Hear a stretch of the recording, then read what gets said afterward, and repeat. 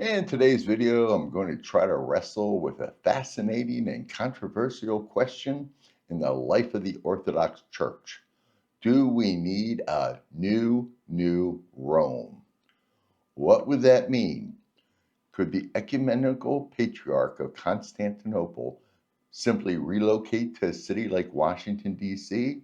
Or should another church altogether, say the Patriarchate of Moscow, claim that role? And what do the canons and history of the church have to say about this? Well, let's dig into it. To begin with, I want to start with what do we mean by a new Rome? In the early centuries, the church recognized Rome as holding a place of honor because it was the capital of the empire and the city of the apostles Peter and Paul. But when the empire shifted eastward, Constantinople rose in prominence. Canon 28 of the Council of Chalcedon in 451 declared the bishop of New Rome shall enjoy the same privileges as the bishop of Old Rome, because it is the New Rome. So the Patriarch of Constantinople became the Ecumenical Patriarch, first among equals among the Orthodox patriarchs. But that was tied to a historic reality. Constantinople was the capital of the Christian Empire. So the big question is, if Constantinople is no longer the capital of anything, does the logic of Canon 28 mean the Ecumenical Patriarch could move elsewhere, or that another see could assume that role? So let's take a look at the idea of moving the Ecumenical Patriarchate. Now, in favor of this, we can say historically, the title was linked not only to apostolic succession, but also to the political and cultural importance of a city. If Constantinople is no longer central, one could argue the Patriarch should relocate to a new center of global influence, say Washington, D.C., New York, or even Geneva. This would follow the same reasoning as Chalcedon, where the church responded to the geopolitical reality of the time.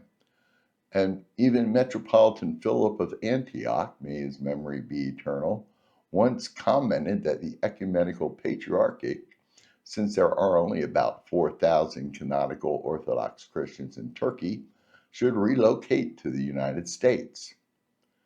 Now, some arguments against this idea. The Patriarch of Constantinople is tied not only to a city, but to a sacred history. Hagia Sophia, the ecumenical councils held in the city, the martyrdoms, and the saints connected to it, these cannot simply be moved. A relocation could be seen as yielding to secular power, repeating the mistakes of Caesaropapism.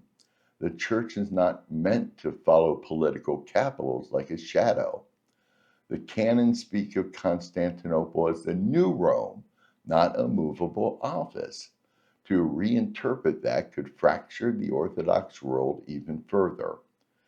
And if the Ecumenical Patriarch did move to a country such as the United States, there would be overlapping territories in the country. There are Rokor, Serbian, Antiochian bishops and parishes in the United States. This is already non-canonical situation, and the issue would become more of a problem should the Ecumenical Patriarchate relocate. So let's move on. Could another patriarch become ecumenical? Another possibility people raise is, should a different church, most often the Russian Orthodox Church, be recognized as the new ecumenical patriarch? Now, arguments in favor for this? Moscow has often been called the Third Rome. After the fall of Constantinople in 1453, many Orthodox Christians believe Moscow inherited the mantle of protector of orthodoxy. Today, Russia has the largest Orthodox population in the world, and the Moscow Patriarchate commands significant influence. Some argue that since Constantinople is now a small flock under pressure in Turkey, Moscow is in a better position to lead.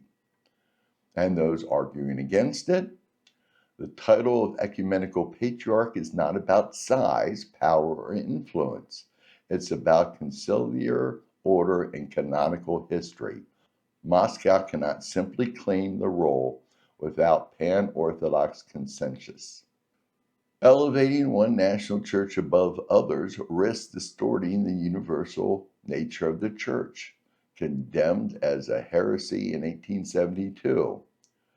Finally, Constantinople's position as first among equals was never tied to numbers, but to honor and service to the unity of the church. Now, we can look at some theological and canonical principles. What principles do the canons and theology give us? First one being primacy as service, not power.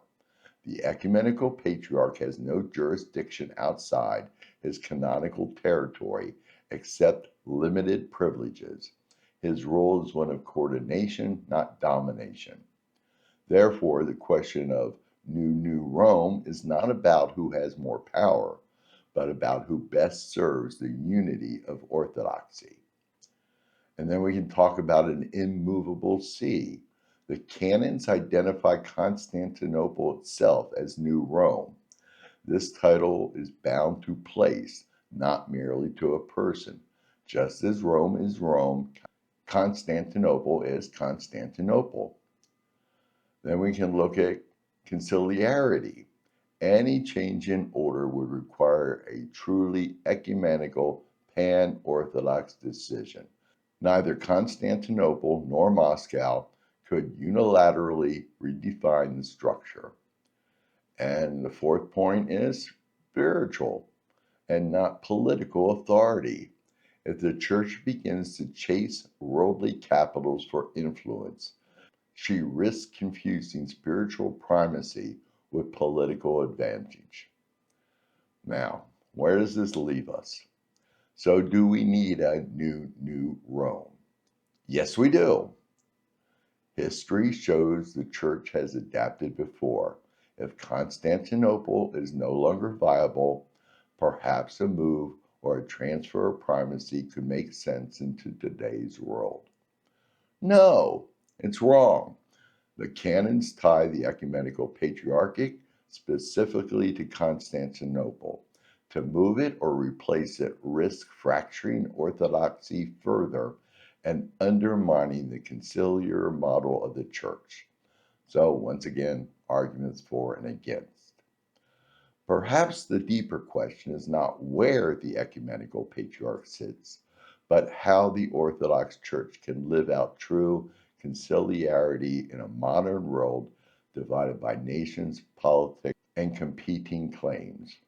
However, an argument can be made that something needs to be done about the ecumenical patriarchate due to the actions of the Turkish government.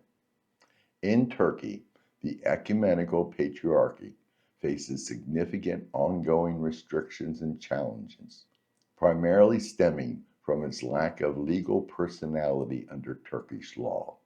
The Turkish government's policy constrain the patriarchate's property rights, training of clergy, and the election of the patriarch. Turkey refuses to recognize the ecumenical status of the patriarch. Turkish authorities recognize the ecumenical patriarch as only the spiritual leader of Orthodox Christians within Turkey.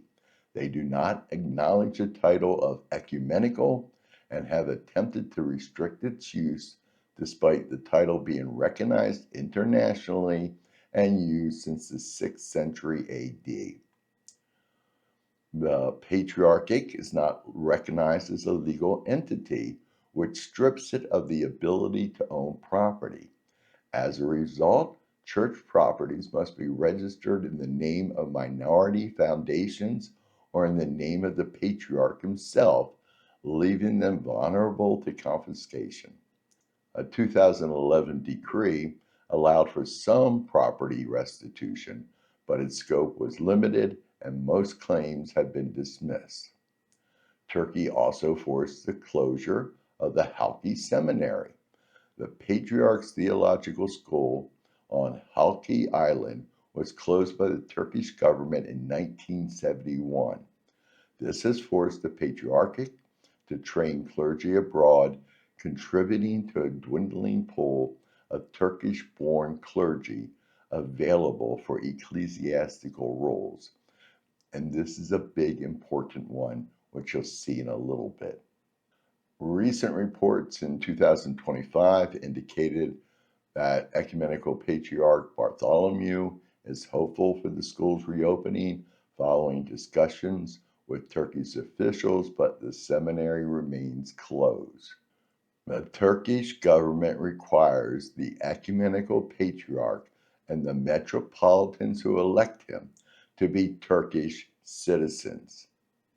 The government also maintains the right to veto any candidate, giving its direct influence over the succession of the Patriarchate's leadership.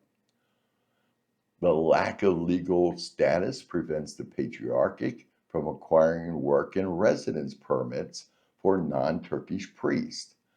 This forces foreign clergy to leave the country every few months to renew their visas, disrupting the institution's operations.